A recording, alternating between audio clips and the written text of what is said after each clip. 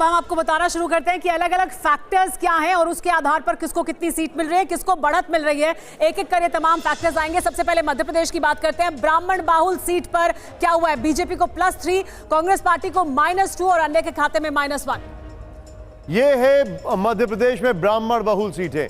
अब बात करते हैं मध्य प्रदेश में किसको कितनी सीटें गुर्जर बाहुल्य। बीजेपी को 10 यानी +3, कांग्रेस को 10 यानी -4, अदर्स 1, +1 हो गया यहां पर। नेक्स्ट दिखाइए। जी हाँ, अगला आंकड़ा है खाती बाहुल जो इलाका है वहां पर क्या हुआ है? बीजेपी को -1 यानी 2 सीट मिली है, -1, कांग्रेस पार्टी को 5 +1 है और अन्य के खाते में कुछ नहीं गया। एक एक फैक्टर, हम सारे फैक्टर्स आपको बता रहे हैं मध्य प्रदेश में जो प्रभावित करते हैं। मध्य प्रदेश में 10 सीटें थी कुर्मी बाहुल की, वहां पर बीजेपी को 6 यानी 1 का नुकसान है, कांग्रेस को 3, 2 का फायदा हुआ है, अदर्स 1 यानी यहां पहले 2 थे वो 1 हो गया है। नेक्स्ट देखिए जरा। जी हाँ, अगला फैक्टर देखिए। 26 सीटें जो प्रभावित करते हैं कुशवाहा बाहुल सीटें, जहां पर बीजेपी को 18 सीटें मिल रही हैं, +11 यानी 11 का फायदा हो रहा है, कांग्रेस पार्टी को 7 मिल रही हैं, -10, 10 सीटों का नुकसान यहां पर कांग्रेस को हो रहा है। यानी ये जो पूरा चंक है वहां शिफ्ट कर गया है। जी हाँ, कुशवाहा बाहुल सीटों में पूरी तरह से बीजेपी के पास चला गया है। इसके अलावा अब 24 सीटें लोधी बाहुल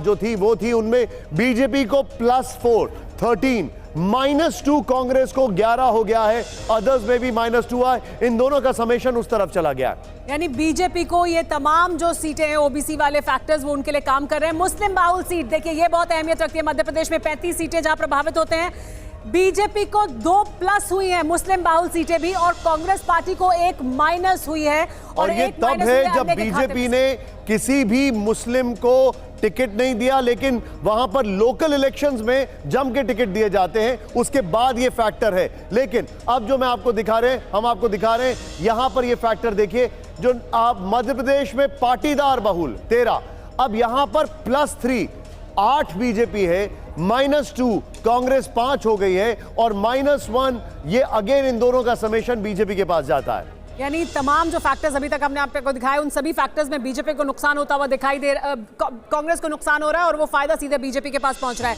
देखिए, राजपूत बाहुल सीटें 45 सीटें जहां इनका असर है, और उसमें बीजेपी को देखिए +13 यानी 13 सीटों का फायदा हो रहा है, कांग्रेस पार्टी को 11 सीटों का नुकसान है, और अन्य के खाते में भी 1 सीट आ रही है, 2 सीट का नुकसान वहां पर भी है। बीजेपी को क्लियर फायदा।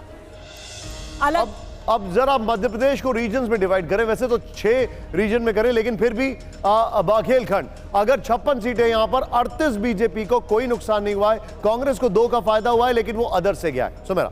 जी हाँ, यानी बीजेपी अपने आप को रिटेन कर रही है इस क्षेत्र में।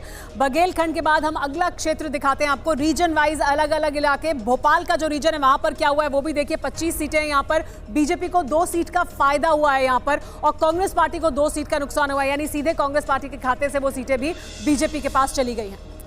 अब मध्य प्रदेश में भोपाल के बाद हम बात कर रहे हैं, ये देखिए वो है चंबल का इलाका। अब चंबल का इलाका सबको ही जानते हैं, 34 सीटें हैं, वहां पर 17 पे बीजेपी 10 का फायदा हुआ है चंबल के इलाके में, और कहा जा रहा था यहां पर इनको नुकसान होगा। यकीन मानिए सारे एनालिसिस ये कह रहे थे, और ये 10 का फायदा इनको कांग्रेस से हुआ है, जिसको 10 का नुकसान हुआ है।